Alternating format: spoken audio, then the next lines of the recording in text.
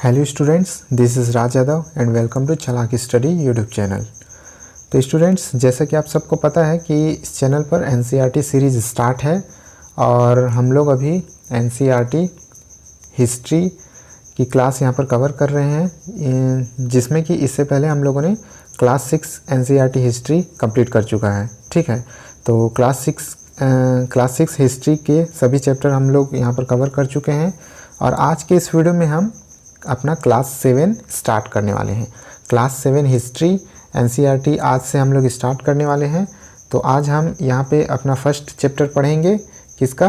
Class 6 NCERT history, माफ़ कीजिएगा, class 7 NCERT history का चैप्टर 1 यहाँ पर हम स्टार्ट करने वाले हैं। ठीक है, तो ये क्लास 7 की विषय सूची है हिस्ट्री क्लास की, हिस्ट्री सब्जेक्ट की। तो आप देख सकते हैं कि यहाँ पर टोटल 10 चैप्टर दिए हुए हैं। तो आज हम लोग अपना पहला चैप्टर यहाँ पर से स्टार्ट करने वाले हैं। तो आइए अपना चैप्टर हम लोग यहाँ से स्टार्ट कर लेते हैं और जल्दी से हम अपना क्लास 7 भी यहाँ पर पढ़ लेंगे। उसके बाद हम लोग क्लास 8 स्टार्ट करेंगे। तो जैसा कि आप सबको पता है कि ये हमारे अतीत का सेकेंड पार्ट है। इसमें टोटल 3 पार्ट हैं, हमारे अतीत का फर्स्ट, सेकेंड, थर्ड, जो कि क्लास 6, 7 और 8 है। ठीक है, तो आज हम लोग हमारे अतीत का पार्ट सेकेंड यानी कि क्लास 7 स्टार्ट कर रहे हैं। तो हमारे चैप्टर का नाम है 1000 वर्षों के दौरान हुए परिवर्तनों की पड़ताल। तो स्टूडेंट, इससे पहले मैं बता दूं कि चूँकि ये चैनल नया है तो आप लोगों की सपोर्ट की ज़रूरत है, आप सभी के सपोर्ट की ज़रूरत है। तो प्लीज़ इस चैनल को सपोर्ट कीजिएगा और इस चैनल को सब्सक्राइब कर लीजिएगा। ठीक है, ताकि इसी तरह की स्टडी मटेरियल आप लोगों को मिलती रहे। इसके अलावा आप इस चैनल के टेलीग्राम चैनल को भी ज्वाइन कर सकते हैं, जिसका लिंक मैं डिस्क्रिप्शन बॉक्स में दे दूंगा। आप टेलीग्राम चैनल वहां पर सर्च भी कर सकते हैं, चालाकी स्टडी के नाम से हमारा टेलीग्राम चैनल है, उसको सर्च करके आप ज्वाइन कर सकते हैं। वहाँ भी आपको इससे रिलेटेड और CDP यानी कि चाइल्ड डेवलपमेंट पेडागोजी से रिलेटेड स्टडी मटेरियल वहाँ पर बिल्कुल फ्री अवेलेबल हो जाएंगे। ठीक है, तो आप ज़रूर उस चैनल को ज्वाइन कीजिए। तो आइए हम अपना चैप्टर यहाँ पर स्टार्ट करते हैं, 1000 वर्षों के दौरान हुए परिवर्तनों की पड़ताल। यहाँ दिया हुआ है कि मानचित्र 1 और 2 पर नज़र डालिए। मानचित्र 1 अरब भूगोलवेत्ता अल इदरीसी ने 1154 में बनाया था। तो ये अरब भूगोलवेत्ता है अल इदरीसी। ठीक है, याद रखिएगा, नाम को ज़रूर याद रखिएगा आप लोग और साथ ही साथ नोट्स बनाते चलिएगा। तो अरब भूगोलवेत्ता अल इदरीसी ने 1154 में बनाया था, किसे? मानचित्र 1 को। ठीक है, यहाँ जो नक्शा दिया गया है वह उसके द्वारा बनाए गए दुनिया के बड़े मानचित्र का एक हिस्सा है और भारतीय उपमहाद्वीप को दर्शाता है। तो ये जो मानचित्र यहाँ पर दिखाया गया है वो दुनिया का मानचित्र का एक हिस्सा है। उन्होंने अल इदरीसी ने पूरी दुनिया का मानचित्र बनाया था, उसका एक हिस्सा यहाँ पर दर्शाया गया है, जो कि हमारे उपमहाद्वीप यानी भारतीय उपमहाद्वीप को दिखाता है, भारतीय उपमहाद्वीप को दर्शाता है। मानचित्र 2 एक फ्रांसीसी मानचित्रकार ने 1720 में बनाया था। अब यहाँ पर चित्र 2 इधर नीचे दिया गया है, अब आप देख सकते हैं चित्र 2 को यहाँ पर से, जिसे एक फ्रांसीसी चित्रकार ने, फ्रांसीसी इतिहासकार ने बनाया था। तो ये चित्र हमारे उपमहाद्वीप से अभी का जो नक्शा है उससे काफ़ी हद तक मिलता जुलता है। तो एक फ्रांसीसी मानचित्रकार ने 1720 में बनाया था।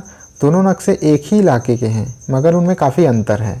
ठीक है, अल इदरीसी के नक्शे में दक्षिण भारत उस जगह है जहां हम आज उत्तर भारत ढूंढेंगे। तो उस समय ऐसा कोई सैटेलाइट वगैरह तो था नहीं जिससे एकदम सटीक नक्शा तैयार किया जा सके। उस समय अपने अनुभव के आधार पर ही नक्शा तैयार किया जाता था। ठीक है, तो जो दूसरा नक्शा है जहां पर आज ओरिजिनल नक्शे के अनुसार आज हम दक्षिण भारत देखते हैं, उस जगह पर इदरीसी ने क्या बनाया था? इदरीसी ने दक्षिण भारत उस जगह बनाया था जहां आज हम उत्तर भारत को देखते हैं और श्रीलंका का द्वीप ऊपर की तरफ है, यानी कि इदरीसी के नक्शे में श्रीलंका का द्वीप ऊपर की तरफ दिखाई देता है। जगहों के नाम अरबी में दिए हैं, पहले मानचित्र में जगहों के नाम अरबी में है और उनमें कुछ जाने पहचाने नाम भी हैं, जैसे कि उत्तर प्रदेश का कन्नौज। मानचित्र 2 पहले मानचित्र के बनने के लगभग 600 वर्ष बाद बनाया गया। तो ये जो सेकेंड वाला मानचित्र है वो 600 वर्षों बाद बनाया गया। इस कालावधि में उपमहाद्वीप के बारे में सूचनाएं काफ़ी बदल गई थी। यह नक्शा हमें ज़्यादा परिचित लगेगा। उसमें विशेषकर तटीय इलाकों के बारीक ब्यौरे देखकर आश्चर्य होता है। यूरोप के नाविक तथा व्यापारी अपनी समुद्र यात्रा के लिए इस नक्शे का इस्तेमाल किया करते थे। अब यहाँ पर दिया गया है, तो ये उतना खास इम्पोर्टेंट नहीं है, ठीक है। यहाँ पर नक्शे के बारे में कुछ दिया गया है, वो पढ़ लीजिए कि 18वीं सदी के प्रारंभ में गिलॉम द लिस्ले के एटलस नूवो के अनुसार यह उपमहाद्वीप, तो इन्होंने इस उपमहाद्वीप का ये नक्शा तैयार किया था। अब आगे दिया गया है कि इतनी ही महत्वपूर्ण एक और बात है कि दूसरे युग तक मानचित्र अंकन का विज्ञान भी बहुत बदल गया था। इतिहासकार जब बीते युगों के दस्तावेजों, नक्शों और लेखों का अध्ययन करते हैं तो उनके लिए उन सूचनाओं के संदर्भों का, उनकी विभिन्न ऐतिहासिक पृष्ठभूमियों का ध्यान रखना जरूरी होता है। अब है नई और पुरानी शब्दावली। अगर समय के साथ साथ सूचनाओं के संदर्भ बदलते हैं तो भाषा और अर्थों के साथ क्या होता है।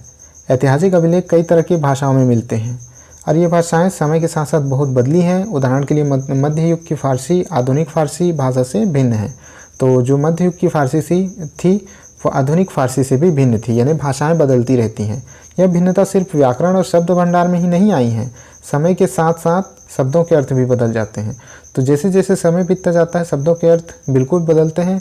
उदाहरण के लिए हिंदुस्तान शब्द को ही ले लीजिए। आज हम इस आधुनिक राष्ट्र राज्य भारत के अर्थ में लेते हैं। तो आज जो है हिंदुस्तान शब्द का क्या मतलब है, पूरा हमारा राष्ट्र भारत। 13वीं सदी में जब फारसी के इतिहासकार मिनहाज सिराज ने, ये नाम इम्पोर्टेंट है याद रखिएगा, मिनहाज सिराज ने हिंदुस्तान शब्द का प्रयोग किया था तो उसका आशय पंजाब, हरियाणा और गंगा यमुना के बीच में स्थित इलाकों से था। तो जब उस समय के इतिहासकार 13वीं सदी के इतिहासकार जो मिनहाज सिराज थे, उन्होंने हिंदुस्तान शब्द का प्रयोग किसके लिए किया था, पंजाब, हरियाणा और गंगा यमुना के बीच स्थित इलाकों के लिए किया था, ठीक है।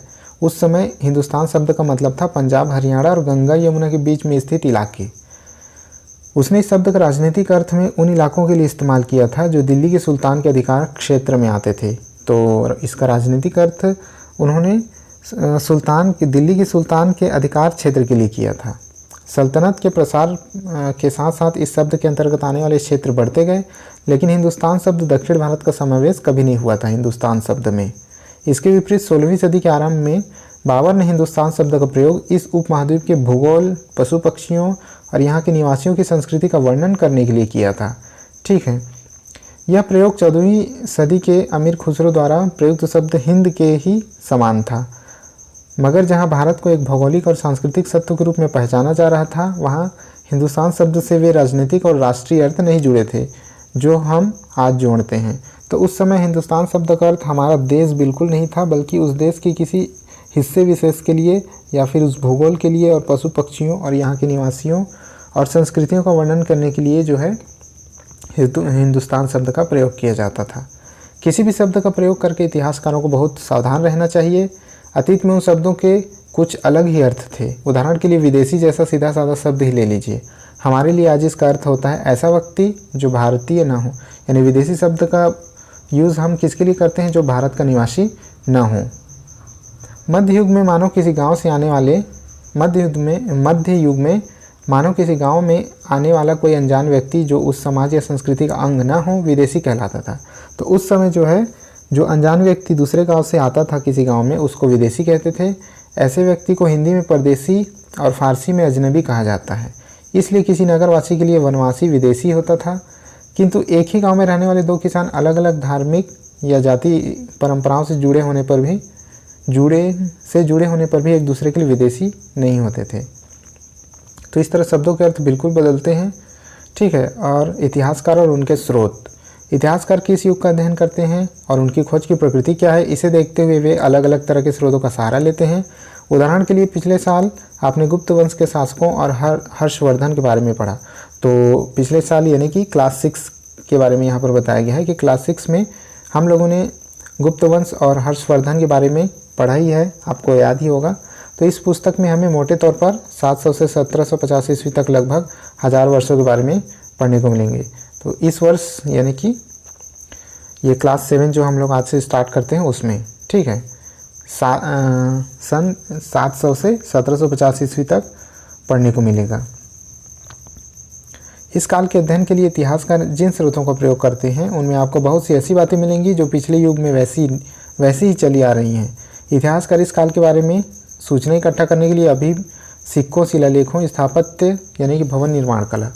तो ये वर्ड आप याद रखिएगा, इसके बाद भी बहुत बार इसका यूज़ आएगा, ठीक है। स्थापत्य कला यानी भवन निर्माण कला। तथा लिखित सामग्री पर निर्भर करते हैं, पर कुछ बातें पहले से काफ़ी भिन्न भी हैं। इस युग में प्रमाणिक लिखित सामग्री की संख्या विविधता आश्चर्यजनक रूप से बढ़ गई। यानी कि इस युग की खासियत क्या थी कि प्रमाणित जो लिखित सामग्री है उनकी संख्या आश्चर्यजनक रूप से बढ़ गई, यानी प्रचुर मात्रा में लिखित सामग्री इस युग में पाए जाने लगे। किस युग में? मध्यकालीन युग में।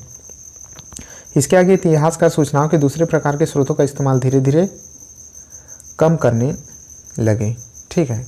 दूसरे जो स्रोत थे उसका यूज़ कम करने लगे और लिखित स्रोतों का यूज़ ज़्यादा करने लगे, क्योंकि लिखित जो स्रोत थे वो ज़्यादा प्रामाणिक थे। अब है कागज़ का मूल्य, ठीक है। इसको पहले पढ़ लेते हैं, फिर आगे पढ़ेंगे। इन दो प्रसंगों की तुलना कीजिए। 13वीं सदी के मध्य में एक विद्वान को एक पुस्तक की प्रतिलिपि की ज़रूरत पड़ी। उसके पास उतना ही कागज़ नहीं था, इसलिए उसने एक ऐसी पांडुलिपि को धो डाला जिसकी उसे ज़रूरत नहीं थी और उसके कागज़ को सुखाकर उसका इस्तेमाल कर लिया। यानी कि उस समय कागज़ जो था वो सीमित मात्रा में थे, है ना। कागज़ बनाना मुश्किल होता था, इसलिए उसको रीयूज़ किया जाता था बार बार। जिस पांडुलिपि की ज़रूरत नहीं होती थी उसे धो करके उसमें दूसरे चीज़ें लिखी जाती थी। दूसरे नंबर में है, एक सदी बाद अगर आप बाज़ार से कोई खाद्य पदार्थ खरीदते हो तो हो सकता है कि आपकी किस्मत अच्छी होती और दुकानदार वह वस्तु कागज़ में लपेट कर देता। तो कागज़ अब अधिक महंगा था और कब आसानी से उपलब्ध था? 13वीं शताब्दी में या 14वीं शताब्दी में? तो जाहिर सी बात है कि 14वीं शताब्दी में ज़्यादा आसानी से उपलब्ध होगा।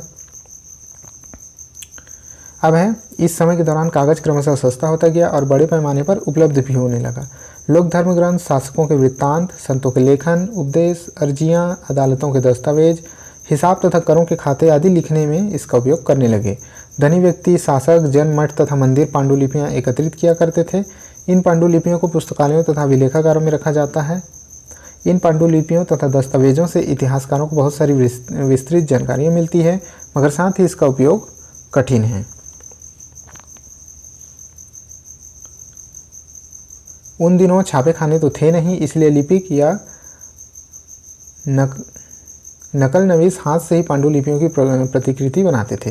तो ये जो नकल नवीस हैं वही पांडुलिपियों का नकल करते थे, क्योंकि उन दिनों छापे खाने यानी कि प्रिंटिंग प्रेस तो थे नहीं कि जो पांडुलिपियाँ उनकी छपाई या उनका डुप्लीकेट तैयार किया जा सके। तो उस समय उनका डुप्लीकेट फिर से लिख करके तैयार करते थे। तो जो नकल नवीस थे या फिर लिपिक जिन्हें कहा जाता है, वो लोग उन पांडुलिपियों का नकल बनाते थे अपने हाथों से लिख करके। अगर आपने कभी किसी मित्र के गृह कार्य की नकल उतारी है तो आप जानते होंगे कि यह काम आसान नहीं है। कभी कभी आपको अपने मित्र की लिखावट समझ में नहीं आती होगी और आपको मजबूर होकर अंदाज़ा ही लगाना पड़ता होगा कि क्या लिखा गया है। फलस्वरूप आपके लिखे में मित्र के लिखे हुए से कुछ छोटे मोटे लेकिन महत्वपूर्ण अंतर आ जाते होंगे, ठीक है। तो जब हम किसी की नकल उतारते हैं और भाषा हमें समझ में नहीं आती है तो अपने अंदाजे से हम कुछ भी लिख देते हैं। तो उसी बात को यहाँ पर बताया गया है कि कुछ ना कुछ उसमें अंतर जरूर आ जाता है। पांडुलिपि की प्रतिलिपि बनाने में भी कुछ यही होता है। प्रतिलिपियाँ बनाते हुए लिपिक छोटे मोटे फेरबदल करते चलते हैं, कहीं कोई शब्द, कहीं कोई वाक्य। सदी दर सदी प्रतिलिपियों की भी प्रतिलिपियाँ बनती रहीं और अंततः एक ही मूल ग्रंथ की भिन्न भिन्न प्रतिलिपियाँ एक दूसरे से बहुत ही अलग हो गई। इससे बड़ी गंभीर समस्या उत्पन्न हो गई, क्योंकि आज हमें लेखक की मूल पांडुलिपियाँ शायद ही कहीं मिलती है। हमें बाद के लिपिकों द्वारा बनाई गई प्रतिलिपियों पर पूरी तरह निर्भर रहना पड़ता है। इसलिए इस बात का अंदाज़ा लगाने के लिए मूलतः लेखक ने क्या लिखा है, इतिहासकारों को एक ही ग्रंथ की विभिन्न प्रतिलिपियों का अध्ययन करना पड़ता है। तो उस समय जो मान लीजिए ये एक प्रतिलिपि है, अब इसकी एक प्रतिलिपि बनाई गई, ठीक है, उसकी और कई सारी प्रतिलिपियाँ बनाई गई, तो उस तरह ये जो मूल प्रतिलिपि है उसका रूप ही यहाँ पर चेंज हो जाता है। अब यहाँ पर कुछ चित्र के बारे में एक दिया हुआ है, उसको पढ़ लेते हैं। यह एक लघु चित्र की प्रतिकृति है जिसमें एक लिपिक किसी पांडुलिपि की नकल कर रहा है। इस चित्र का आकार सिर्फ 10.5 सेंटीमीटर इंटू 7.1 सेंटीमीटर है। इस छोटे आकार के कारण इसे लघु चित्र या मिनिएचर कहा जाता है। कभी कभी इन लघु चित्रों का प्रयोग लेख में आई पांडुलिपियों को स्पष्टता प्रदान करने के लिए किया जाता था। ये इतने सुंदर होते थे कि आगे चलकर संग्रहकर्ता अक्सर इन चित्रों को पांडुलिपि से अलग करके बेचने लगे थे। तो ये जो लिपिक जो है इसमें जो नकल कर रहा है वो एक है ना छोटी पांडुलिपि है, एक छोटी डायरी जैसी चीज़ में वो नकल कर रहा है। अब यहाँ पर हैंडराइटिंग के बारे में कुछ दिया हुआ है, लिखावट के बारे में। लिखावट की विभिन्न प्रकार की शैलियों के कारण फारसी और अरबी पढ़ने में कठिनाई हो सकती है। नस्तलिक लिपि बाईं ओर में वर्ण जोड़कर धारा प्रवाह के रूप में लिखे जाते थे। फारसी अरबी के जानकारियों के लिए इस लिपि को पढ़ना आसान होता है। शिक्षत लिपि दाईं ओर अधिक सघन, संक्षिप्त और कठिन है।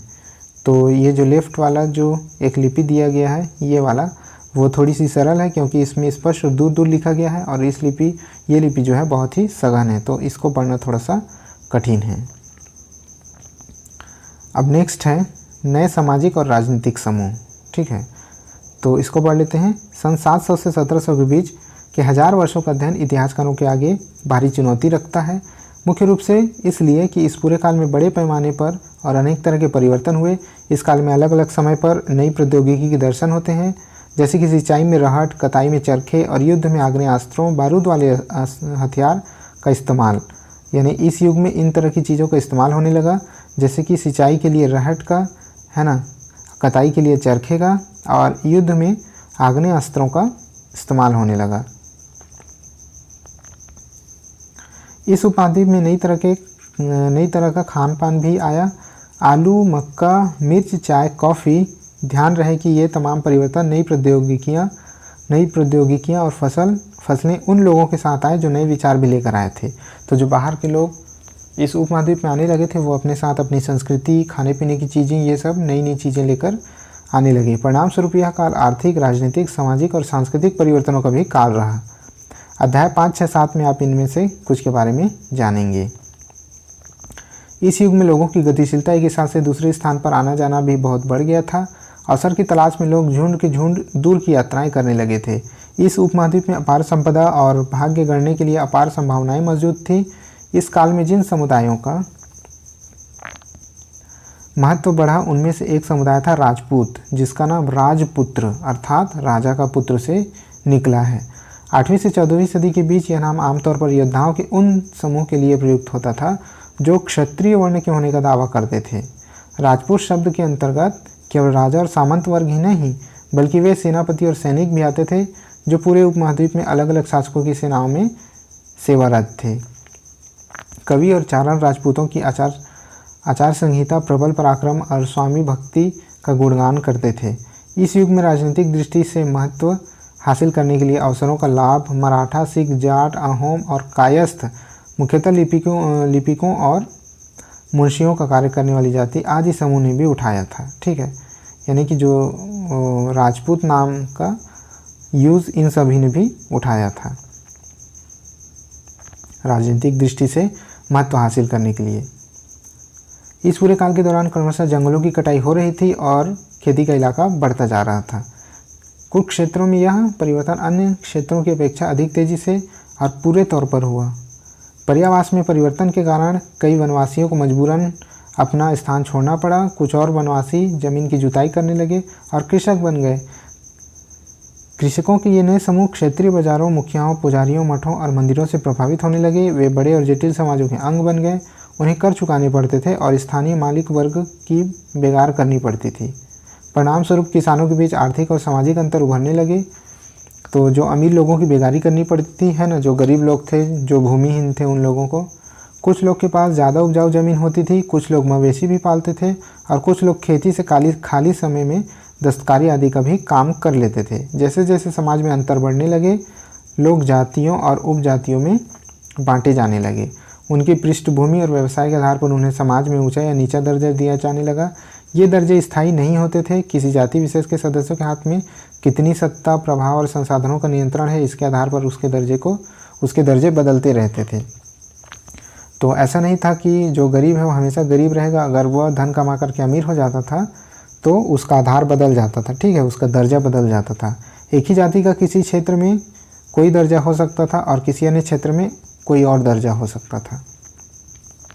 अपने सदस्यों के व्यवहार का नियंत्रण करने के लिए जातियां स्वयं अपने अपने नियम बनाती थी। इन नियमों का पालन जाति के बड़े बुजुर्गों की एक सभा करवाती थी, जिसे कुछ इलाकों में जाति पंचायत कहा जाता था। लेकिन जातियों को अपने निवास के गाँवों के रिवाजों का पालन भी करना पड़ता था। इसके अलावा कई गाँवों पर मुखियाओं का शासन होता था। मिल मिलाकर वे किसी राज्य की एक छोटी इकाई भर होती थी, यानी कि एक राज्य की छोटी इकाई की तरह वे काम करती थी। अब है क्षेत्र और साम्राज्य। चोल अध्याय 2, ठीक है, चोल के बारे में अध्याय 2 में पढ़ेंगे, तुगलक के बारे में अध्याय 3 में, या फिर मुगल अध्याय 4 में। जैसे बड़े बड़े राज्यों के अंतर्गत कई सारे क्षेत्र आते थे। दिल्ली के सुल्तान गयासुद्दीन बलबन, जिनका शासन का जो है समय सीमा 1266 से 1287 तक रहा। गयासुद्दीन बलबन की प्रशंसा में एक संस्कृत प्रशस्ति के उदाहरण के लिए अध्याय 2 देखिए। तो अध्याय 2 में गयासुद्दीन बलबन की संस्कृत में एक प्रशस्ति दी हुई है। में उसे एक विशाल साम्राज्य का शासक बताया गया है, जो पूर्व में बंगाल से लेकर पश्चिम में अफगानिस्तान की गजनी तक फैला हुआ था। तो उसका शासन बहुत विशाल था, जो कि पूर्व में बंगाल से लेकर के पश्चिम के अफगानिस्तान तक फैला था, और जिसमें संपूर्ण दक्षिण भारत भी आ जाता था। गौड़, आंध्र, केरल, कर्नाटक, महाराष्ट्र, गुजरात आदि भिन्न भिन्न क्षेत्र उस लोग की सेना के आगे, क्षेत्रों के लोग उनकी सेना के आगे पलायन कर जाते थे। उनकी सेना इतनी विशाल थी। इतिहासकार विजय अभियान के इन दावों को अतिशयोक्तिपूर्ण मानते हैं। साथ ही वे यह समझने की कोशिश भी करने में लगे रहते थे कि शासक लोग इस उपमहाद्वीप के भिन्न भिन्न भागों पर अपना अधिकार को उल्लेख क्यों करते रहते थे, यानी कि वो क्यों ज़्यादा आते रहते थे कि हम इतने बड़े क्षेत्र में हमारा अधिकार है। तो यहाँ पर इस मानचित्र में क्या दिया गया है, पढ़िए। मिस्र के शिहाबुद्दीन उमरी द्वारा रचित मसालिक अल अफसर फ़ी ममालिक अल अमसर के अनुसार मोहम्मद तुगलक के राज्यकाल में दिल्ली सल्तनत के अंतर्गत आने वाले प्रांत, यानी कि इतने ये जो नंबर आपको दिख रहे हैं, उन सभी प्रांत में गयासुद्दीन बलबन का शासन था। इसके बारे में यहाँ पर बताया गया है। तो उसके शासन के अंतर्गत आप देख सकते हैं, इसको आप पढ़ लीजिएगा कि इतने क्षेत्र उसके शासन के अंतर्गत आते थे। अब है भाषा तथा क्षेत्र, ठीक है। सन 1318 में कवि अमीर खुसरो ने इस बात पर गौर किया था। तो अमीर खुसरो एक बहुत जाना माना नाम है, इसको भी आप याद रखिएगा। वो एक तरह से कवि थे, ठीक है। कवि अमीर खुसरो ने इस बात पर गौर किया था कि इस देश के हर क्षेत्र की एक अलग भाषा है। सिंधी, लाहौरी, कश्मीरी, द्वार समुद्री यानी कि दक्षिण कर्नाटक की भाषा, तेलंगानी आंध्र प्रदेश में, गुजरी गुजरात में, मावारी तमिलनाडु में, गौड़ी बंगाल में, अवधी पूर्वी उत्तर प्रदेश में और हिंदवी दिल्ली के आसपास के क्षेत्र में।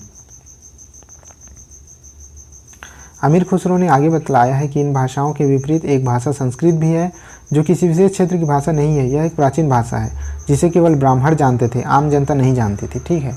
तो इससे पहले हम लोगों ने पढ़ा था कि उस समय सिर्फ राजा महाराजा और जो पुरोहित थे वही संस्कृत बोलते थे, और आम लोगों को संस्कृत बोलने और महिलाओं को संस्कृत बोलने का इजाज़त नहीं था। इस वजह से आम जनता जो है संस्कृत उतना ज़्यादा नहीं जानती थी, ठीक है। तो अमीर खुसरो द्वारा लिखित भाषाओं की एक सूची बनाई है, और सूची को उन भाषाओं को नाम बनाई है जो उनके द्वारा लिखित क्षेत्र में आज भी बोली जाती है। तो उतना इम्पोर्टेंट नहीं है। अब आगे है सन 700 तक कई क्षेत्रों के अपने अपने भौगोलिक आयाम तय हो चुके थे और उनकी अपनी भाषा तथा सांस्कृतिक विशेषताएं स्पष्ट हो गई थी। अध्याय 9 में आप इनके बारे में और अधिक जानकारी मिलेगी। ये क्षेत्र विशेष शासक राजवंशों से जुड़ गए थे। इन राज्यों के बीच काफ़ी टकराहटी चलती रहती थी। कभी कभी चोल, खलजी, तुगलक और मुगल जैसे राजवंश अनेक क्षेत्रों में फैला एक विशाल साम्राज्य भी खड़ा कर लेते थे। ये सभी साम्राज्य समान रूप से स्थिर या सफल नहीं हो पाते थे। उदाहरण के लिए अध्याय 3 और 4 की तालिका 1 की तुलना कीजिए। खलजी और मुगल वंश के शासन कितनी अवधि तक रहे, तो बहुत ज़्यादा अवधि तक ये नहीं रह पाते थे। 18वीं सदी में मुगल वंश का पतन के ढलान पर था। 18वीं सदी में जो मुगल वंश है वो पतन के ढलान पर था। फलस्वरूप क्षेत्रीय राज्य फिर से उभरने लगे, लेकिन वर्षों से जो सर्व क्षेत्रीय साम्राज्यों का शासन चल रहा था उससे क्षेत्र की प्रकृति बदल गई थी। उन पर कई छोटे बड़े राज्यों का शासन चलता रहा था और उन राज्यों की बहुत सी बातें इस उपमहाद्वीप के अधिकतर भाग पर फैले इन क्षेत्रों को विरासत में मिली थी। इस तथ्य का पता हमें उन कई परंपराओं से लगता है जो इस क्षेत्र में उभरी थी। इन परंपराओं में कुछ दूसरी से भिन्न और कुछ एक समान हैं। ऐसी परंपराएं हमें प्रशासन, अर्थव्यवस्था के प्रबंध, उच्च संस्कृति तथा भाषा के संदर्भ में मिलती है। सन 700 से लेकर 1750 के बीच के 1000 वर्षों में इन विभिन्न क्षेत्रों की प्रकृति एक दूसरे से कटकर अलग अलग नहीं पनपी थी। हालांकि उनके चरित्र की अपनी विशिष्टताएं बनी रही थी, मगर समन्वय की सर्व क्षेत्रीय ताकतों का प्रभाव भी उन पर बना पड़ा था। अब नेक्स्ट देखते हैं पुराने और नए धर्म। अब पुराने और नए धर्म के बारे में यहाँ पर दिया गया है। इतिहास के जिन 1000 वर्षों की पड़ताल हम कर रहे हैं उनके दौरान धार्मिक परंपराओं में कई बड़े परिवर्तन आए। दैविक तत्व में लोगों की आस्था कभी कभी बिल्कुल ही व्यक्तिगत स्तर पर होती थी, मगर आमतौर पर इस आस्था का स्वरूप सामूहिक होता था।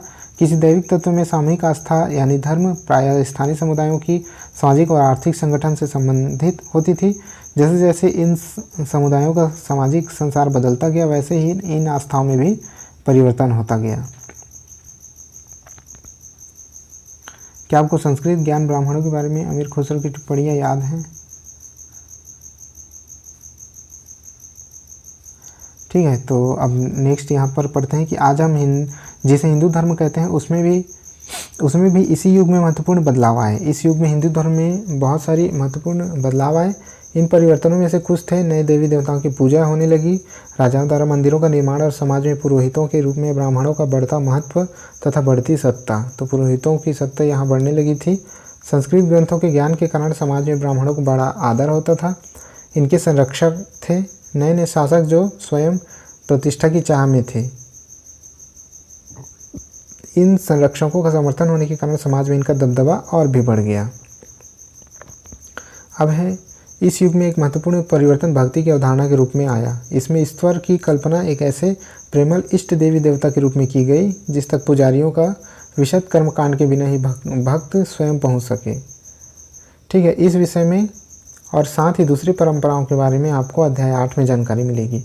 तो जो बात के अध्याय हैं उसमें इन सभी के बारे में, धर्म, देवी देवता, इनके बारे में बताया गया है। यही वह युग था जिसमें उपमहाद्वीप में नए नए धर्मों का भी आगमन हुआ। कुरान शरीफ का संदेश भारत में पहले 7वीं शताब्दी में व्यापारियों और अप्रवासियों के जरिए पहुंचा। मुसलमान कुरान शरीफ को अपना धर्म ग्रंथ मानते हैं, केवल एक ईश्वर अल्लाह की सत्ता को स्वीकार करते हैं जिसका प्रेम, करुणा और उदारता अपने में आस्था रखने वाले हर व्यक्ति को गले लगाता है, चाहे उस व्यक्ति की सामाजिक पृष्ठभूमि कुछ भी रही हो। कई शासक इस्लाम और इसके विद्वान धर्मशास्त्रियों और न्यायशास्त्रियों अर्थात उलेमा को संरक्षण देते थे। हिंदू धर्म की ही भांति इस्लाम के अनुयायी भी अपने धर्म की अलग अलग तरह से व्याख्या करते थे। मुसलमानों में कुछ शिया थे जो पैगंबर साहब के दामाद अली को मुसलमानों का विधि सम्मत नेता मानते थे। ठीक है, मुसलमानों में कुछ शिया थे जो पैगंबर साहब के दामाद अली को मुसलमानों का विधि सम्मत नेता मानते थे और कुछ सुन्नी थे जो खलीफाओं के प्रभुत्व को स्वीकार करते थे। इस्लाम के आरंभिक दौर में इस धर्म का नेतृत्व करने वाले खलीफा कहलाते थे और आगे भी इनकी परंपरा चलती रही। इस्लामी न्याय सिद्धांत, विशेषकर भारत में हनफी और शफी ऐसे सिद्धांत हैं कि विभिन्न परंपराओं में भी कई महत्वपूर्ण अंतर रहे। ऐसे ही धर्म सिद्धांतों तथा रहस्यवादी विचारों को लेकर विभिन्नताएं देखने को मिलती हैं। समय और इतिहास के कालखंडों पर विचार। इतिहास समय को केवल घड़ी या कैलेंडर की तरह नहीं देखते। जो इतिहासकार हैं वो समय को केवल घड़ी कैलेंडर की तरह नहीं देखते, यानी कि केवल घंटों, दिन या वर्षों में बीतने के रूप में ही नहीं देखते हैं। उनका नज़रिया यह है कि समय सामाजिक और आर्थिक संगठन में आने वाले परिवर्तनों को झलकाता है। यह दिखलाता है कि विचारों और विश्वासों में कितना स्थायित्व रहा है और कितना परिवर्तन आया है।